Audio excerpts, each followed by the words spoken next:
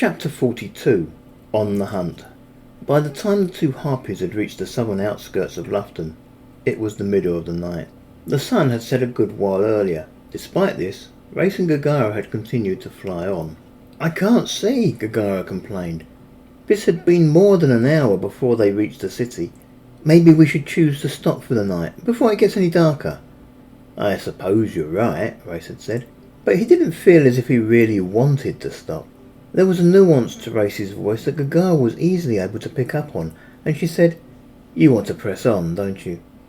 "I do, my love," Reyes replied. "I'd like to reach Lufton before I turn in. It may be dark, but it's still only early evening."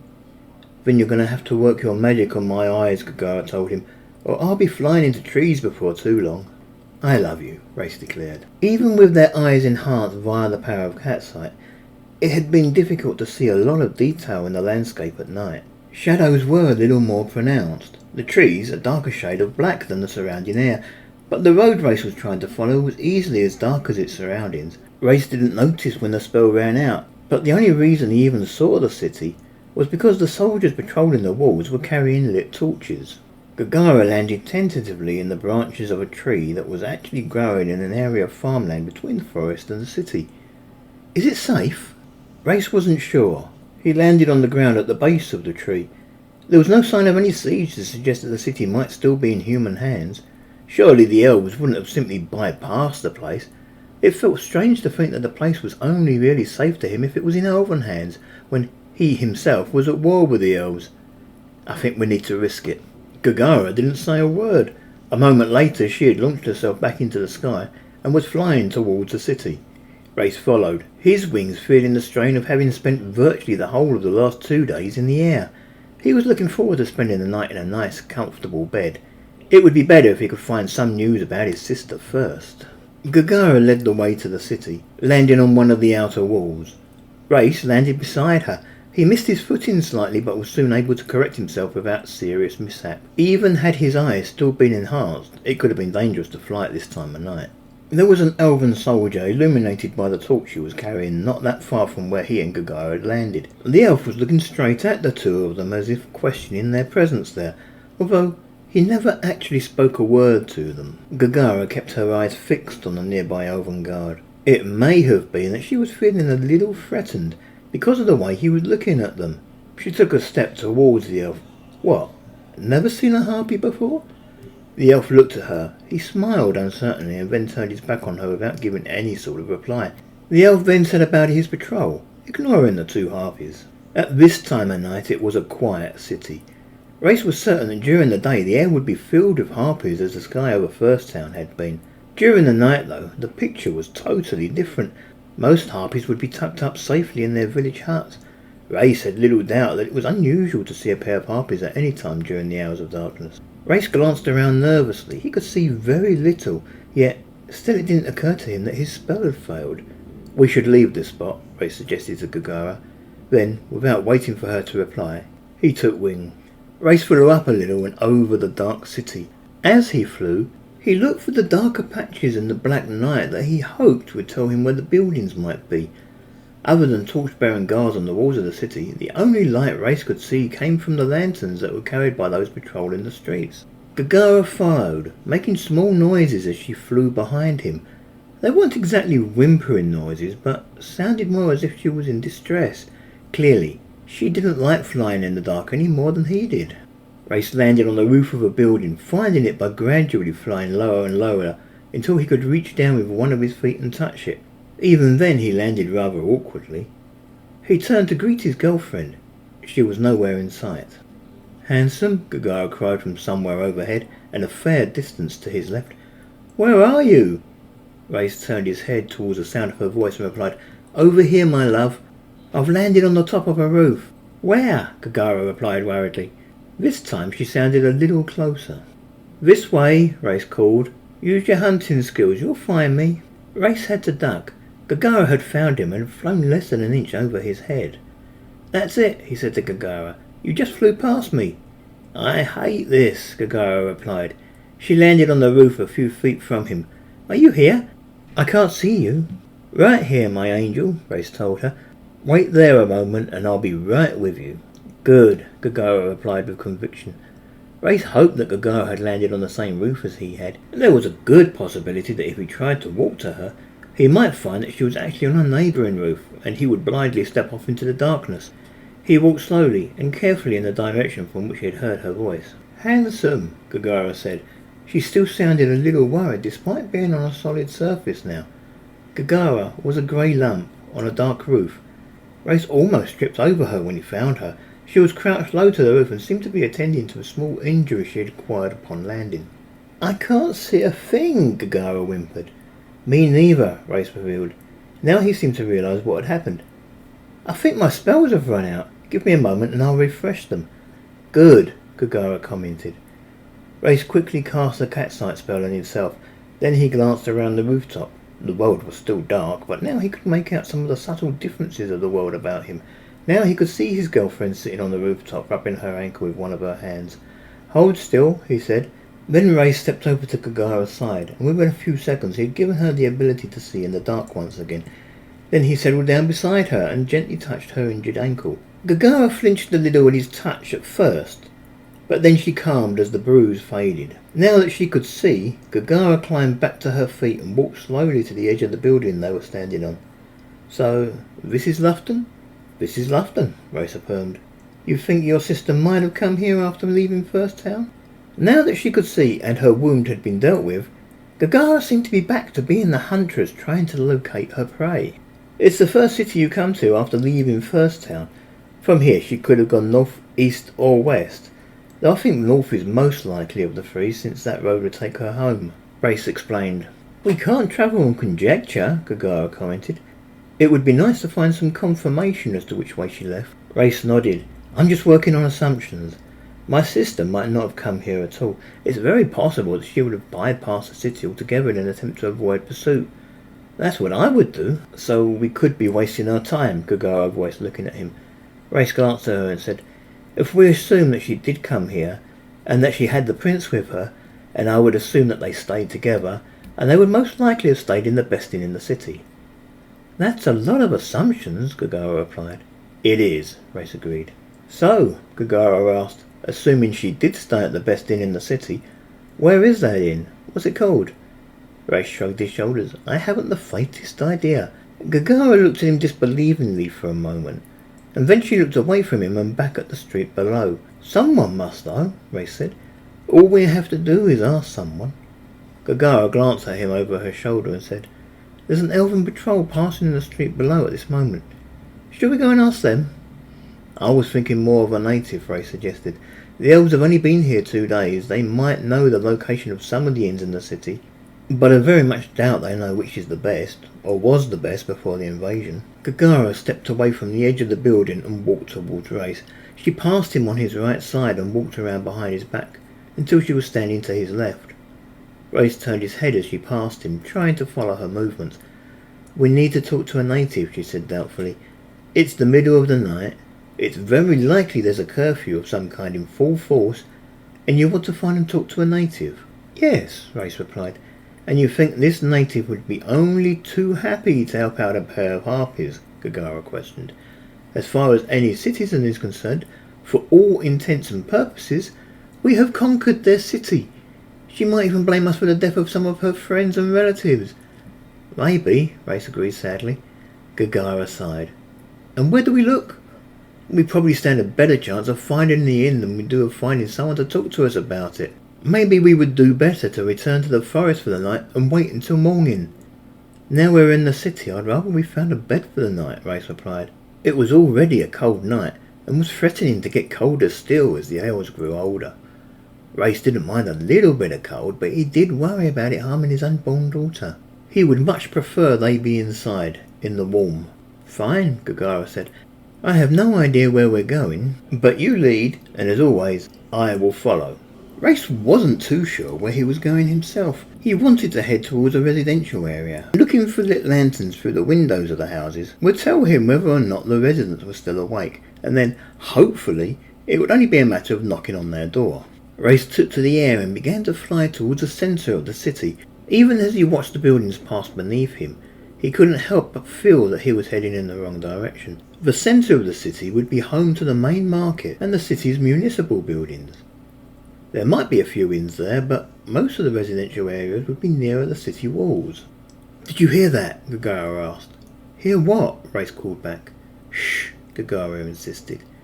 Reyes listened carefully, trying to stop his wings from flapping too often as the sound they made blotted out many of the more distant noises. Then he heard it. Whatever it was, it seemed to be quite a long way off. It was a distinctive sound, that of metal clashing against metal. Somewhere, someone was fighting. "A skirmish," Reyes declared. "That's what I thought it sounded like," Gaggara said happily. "Come on," Reyes told her. "Maybe we can help." "Help?" Gaggara said, seeming uncertain at first. But then she was suddenly a lot more eager. "Sounds like fun." From the sound of it, the fighting was taking place halfway across the city. The closer Reyes got, the louder the sounds of fighting, the more it seemed to echo loudly around the streets, making it hard to pinpoint exactly where it was coming from. Whereas Reyes struggled to locate the source of the battle, Gaggara seemed to have no such trouble. She flew past him at a leisurely pace, calling, "Follow me." Then, as they got closer still, Reyes could see a number of elven patrols in the streets below them, also heading towards the sound of battle. Each patrol consisted of 6 soldiers, with 1 soldier in each patrol carrying a lit lantern, to make it easier for them to see in the darkened streets. Reyes strained his wings to fly alongside Gaggara, and then he said to her, "Don't engage the enemy immediately. Land on one of the overlooking rooftops." Gaggara glanced his way briefly, and gave Reyes a look that he found himself unable to discern. Had his comment made her unhappy in some way? Or maybe it was what she had planned to do in the first place. Whatever she was thinking, she came in to land shortly afterwards on the flat roof of what Reyes thought was probably some sort of shop. Reyes landed right beside his girlfriend and made his way quickly to the edge of the roof so he could look down at the battle taking place. The battle was being fought in almost total darkness. A couple of lanterns had been dropped by the elves and one was still supplying a little bit of light, but it wasn't doing a lot to illuminate the skirmish. At first, Reyes wasn't too certain what he was watching. There was a lot of chaos, a flurry of metal as arms and armour clashed in mortal combat. Slowly though, he was able to discern the 2 sides. It was a small group of humans, maybe 10 in number. Some of them were dressed in the armour, if not the livery, of the Lufton city militia. Others were dressed as civilians. They were putting up a good fight against the elves, but they were outnumbered, and they didn't have the training a knight would have had. That would have allowed them to more easily overcome their foes. Hiding in the shadows of the building behind the battle were more humans. At this distance, and with so little light, it was hard to see who was there, or how many there were. Reyes had the feeling that those of them capable of aiding the militia in this fight were already doing all they could. "Are we going to help?" Gaggara asked hopefully. "We are," Reyes agreed. He brought the harpy shortbow out from the hammerstone. This he handed to Gaggara, telling her, "Make sure you only shoot the elves." Gaggara eagerly took the bow and separated the quiver from it. Then she said, "I was hoping to go down there and get in close." Reyes shook his head. He gently touched her on her stomach and her baby bump. "I don't want to put you in any unnecessary danger.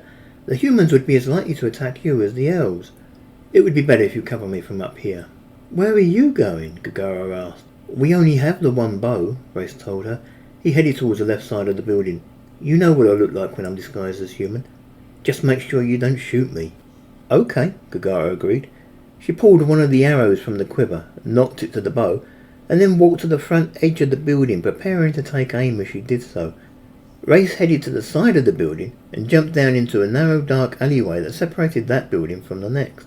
Then, with little more than a thought, he stepped out of the alleyway behind the elven soldiers. He had made himself look human, dressed in the clothes of the gentleman, and in his hand he carried the sword Mangloss had put in the ring. Reyes didn't hesitate. Every second he waited, the elves were encroaching towards the surviving humans, and even in the time it took him to reach the rearmost elf, he saw one of the militiamen fall. Reyes attacked from behind. He cut down 4 of the elves in quick, flowing movements before they had even realised there was someone behind them. And now it was the elves' turn to feel pressed. Reyes attacking them from one side of the alley while the humans fought on the other. And up above them, someone on the rooftop was shooting arrows at the elves. Gaggara was a good shot, and she rarely missed. The elves turned to deal with this new threat that had presented itself to them. Many, evidently thought that since Reyes was on his own, it would be easy to deal with him before concentrating on the rest of their foes.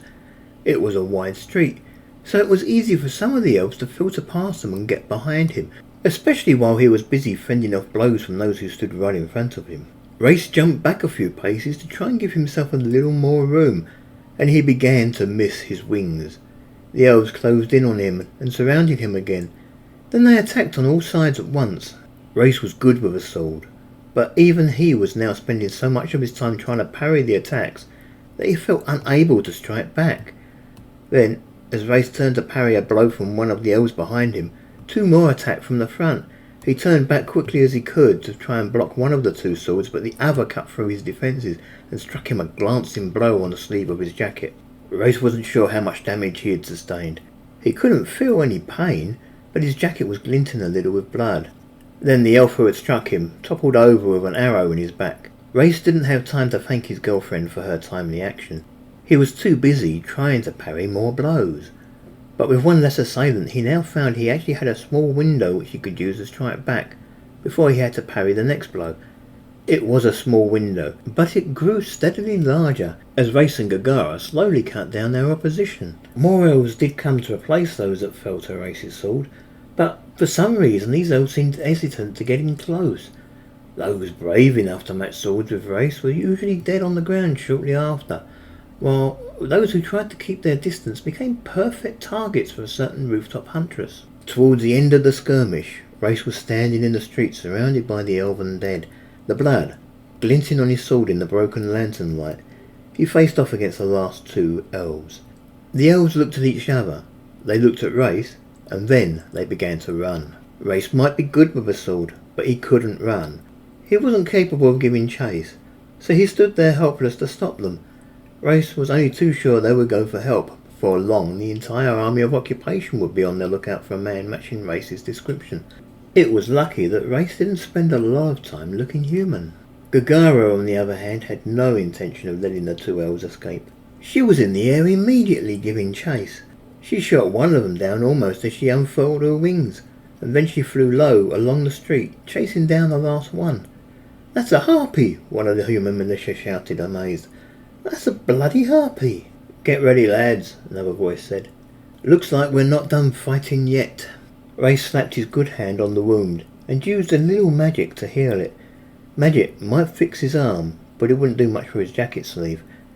Then he approached the remaining few human defenders, walking slowly and unthreateningly, with his sword held at a low angle, dripping blood on the street.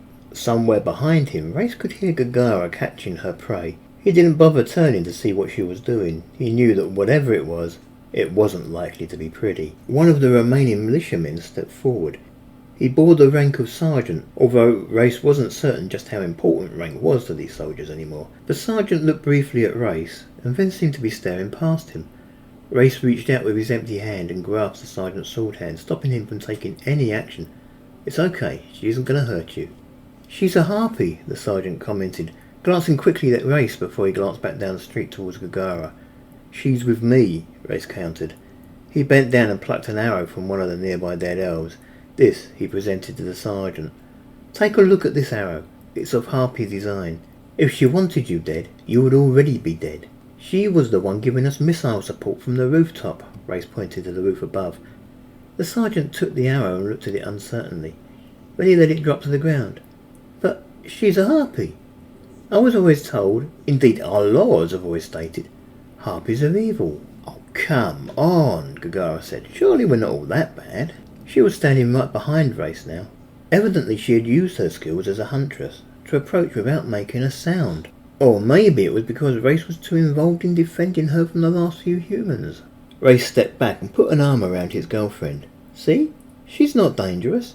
He noticed that although she was still carrying the bow, she no longer had any arrows. She had emptied the quiver into the elves. "Well, that should be no problem. They could always get new arrows." "I am," Gaggara defended. But then she laughed. "But only to the elves." "Well, I don't know," the sergeant said doubtfully. "Why are you travelling with a harpy?" "I have my reasons," Reyes told him. "I have my reasons too," Gaggara added. She tilted her head until it was resting gently on Reyes' shoulder. "You saved our lives here," the sergeant said, glancing over at the building where most of the other humans were hiding. They were cowering, still in the shadows, many of them crying. Some of them had lost friends and loved ones that night. Others were in shock because of the proximity of the battle, and others still were terrified by the mere presence of a harpy. "Perhaps I should be more grateful," the sergeant commented. "The fact remains that you're travelling with a harpy, and that makes me somewhat suspicious. Who is it that openly travels with a harpy? I could ask why you're out in the streets of an unoccupied city. Let's just assume we both have our reasons." "Are you going to aid the wounded?" Gaggara asked. "The wounded?" Reyes repeated. As well as the sergeant and those hiding in the nearby shadows, 3 men had survived the battle. One was lying on the floor and looked as if he might not last the night. Another seemed to be missing an arm. He was also sitting on the street and looked as if he was suffering from shock, although he was still conscious. The sergeant also seemed to have been injured in the fighting, although he only had a few small cuts and bruises. Of the 4 of them, only one of the defenders had apparently gotten through this totally unscathed. He was currently crouched over the worst of his 2 comrades, doing what he could to make the man comfortable. Reyes looked at Gaggara, concern in his eyes. He didn't really want to leave her here with the sergeant, but she was right. Those soldiers needed his help. He stepped past the sergeant and approached the most badly injured of the soldiers. Gaggara also stepped past the sergeant, walking over to the injured. The sergeant hesitated for a moment, and even seemed to consider the idea of cutting Gaggara down, but then he let his sword hang loosely in his hand. Gaggara seemed to sense the sergeant's hesitation. She glanced threateningly in his direction for a moment, and then she followed her boyfriend to the other survivors. Reyes squatted down next to the dying man. He tucked his sword away in the hammerstone and summoned forth his mage's staff. Is that what I think it is?" the sergeant asked. "Shush," Gaggara remarked. "Let Handsome work." "Handsome?" the soldier repeated. Reyes placed a hand on the soldier's forehead and then rested the staff on an area of flesh that had been exposed by the elf's attack. The militiaman didn't even wince. Reyes held the staff in place and channeled as much energy as he could through the staff. The sword Mangloss had given Reyes as a focus was good, but the staff was amazing. He began to feel as if he could channel all the magic in the world through that one little piece of wood. No wonder all the mages seemed to swear by their staves. "He'll need bed rest to get fully better," Reyes said as he released the magic. "But he'll live now." "You're a mage," the sergeant said with surprise. "I know a few spells," Reyes replied. He rose to his feet and walked over to the man who had lost his arm. There was no argument from the man as Reyes set about regrowing him a new limb. "So, the harpy is your familiar?" the sergeant suggested. "We are quite familiar," Gaggara said with a laugh. "We could use someone like you in the underground," the sergeant said, as Reyes finished giving the soldier his limb back. The soldier began to wave his new arm around as if doubtful it was really there. "I'm sorry," Reyes commented, "but we can't stay. We already have a task of our own to deal with." "I understand," the sergeant replied. "After what you've done for us this night, if there's anything we can do for you..." Reyes grinned. "Where would we find the best inn in the city?"